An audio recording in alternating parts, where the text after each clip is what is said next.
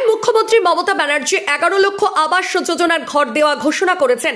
আর ইতিমধ্যেই সেই list 27 November সারা রাজ্যের পাশাপাশি মুর্শিদাবাদের বিভিন্ন ব্লকে আবাস যোজনার তালিকায় প্রকাশ হতে অনেক জায়গায় ক্ষোভ প্রকাশ করলেন উপভোক্তারা। এমনই ছবি ধরা পড়ল মুর্শিদাবাদের দমকল ব্লকের ধুলাউড়ি অঞ্চলের একাধিক পরিবার আবাস যোজনার তালিকা থেকে নাম বাদ পড়ছে। অনেক উপভোক্তারা জানিয়েছেন, আমরা অসহায় দরিদ্র সীমার নিচে বসবাস করি, অথচ আমাদের মতন মানুষের প্রথম লিস্টে আমাদের নাম থাকলেও ফাইনাল লিস্টে আবাস যোজনার তালিকা থেকে বাদ দেওয়া হয়েছে। আর এই ঘটনায় দিশেহারা হয়ে পড়েছে অসহায় গরিব দুস্থ পরিবারের সদস্যরা।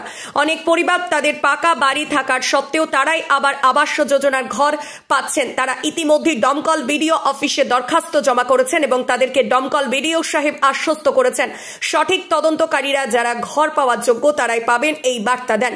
দমকল ব্লকের ধুলাউড়ি অঞ্চলের মাঝপাড়া গ্রামের অনেক পরিবার বাংলা আবাস যোজনার ঘর পায়, সেদিকে তাকিয়ে একাধিক পরিবার। আর এই নিয়ে কি বললেন ধুলাউড়ি অঞ্চলের অসহায় পরিবারের সদস্যরা, শোনাবো আপনাদের। আপনারা দেখছেন নজরে মুর্শিদাবাদ। কাঁচা ঘর থাকা সত্ত্বেও আমি ঘর পাচ্ছি না, অথচ যার পাকা বাড়ি তারাই ঘর পাচ্ছে।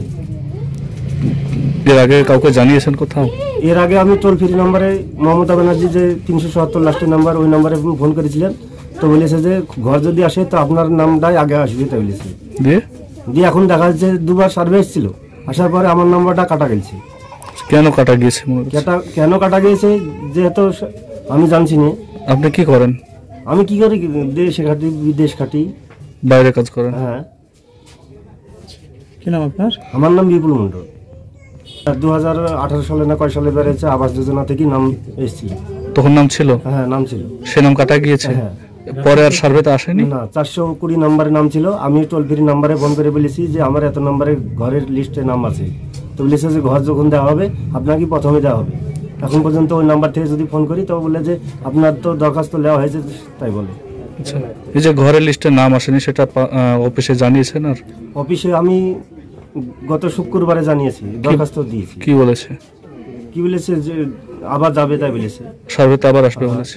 কি চাইছেন আপনি এখন? আমি চাইছি আমার জানাই ঘর হয়, অথচ পাকা বাড়ি যদি ঘর পায় তাহলে আমি কেন পাবো না? আমি পাওয়ার যোগ্য। পাকা বাড়ি কারা পাচ্ছে? আছে, বহুত আছে ওরকম এই অঞ্চলেই। হ্যাঁ, এই অঞ্চলে আছে, 19-20টা আছে, আমরা আমার চোখে দেখতে পাচ্ছি। আচ্ছা, কি নাম আপনার? আমার নাম বিপুল মন্ডল।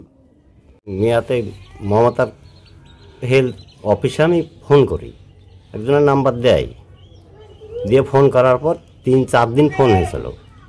হওয়ার পর একদিন আসলে ইনকোয়ারি করতে, আইসিআইতে ইনকোয়ারি করে আমাকে আইডি নাম্বার ওইসব কাগজপত্র দিয়ে চলে গেল। তারপরেই তো শুনছি যে নাকি রিজেক্ট করেছে। কেন রিজেক্ট করেছে সেটা ওরাই জানে। কাউকে জানিয়েছেন? জানিয়েছি বলতে গেলে পরে আবার কাগজ নিয়ে যে বিডিও অফিসে জমা দিয়েছি, তার ওই সিল মেরে দিয়েছে, নাম্বার দিয়ে দিয়েছে, দিয়েছে আবার ফের ইনকোয়ারি যাবে, তাই বলেছে। এই কি নাম আপনার? আমার নাম জিল্লার মন্ডল। লিখেছে দিয়ে ঘরে দেখে গেছে, ছবি করে লিখেছে। নাম ছিল তখন? হ্যাঁ, নাম ছিল।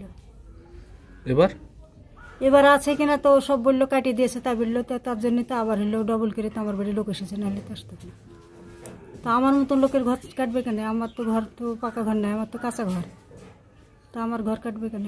তার জন্য হলো আবার কে বলবে, আমাকে কিছু বলেনি, তো এমনি ছবি করে চলে গেছে, দিয়ে নাম কাটা গিয়েছে। হ্যাঁ, আমার স্বামী নাই, মারা গেছে 2 বছর হলো। ছেলে আছে? হ্যাঁ, 2টো ছেলে আছে। তাদের ঘর আছে? ওই তো 2 ঘর 2 ছেলে। আমার ছেলেরাও গরিব, আমার ছেলেদেরও এমন কোনো সম্পদ কিছু নাই। আপনি এই ঘরে থাকেন? হ্যাঁ, আমি এই ঘরে থাকি। আচ্ছা, সে না আমি জানি না। কি চাইছেন? কি চাইবো, আমি ঘরটাই চাইছি। কি নাম আপনার? আমার নাম মনোরা।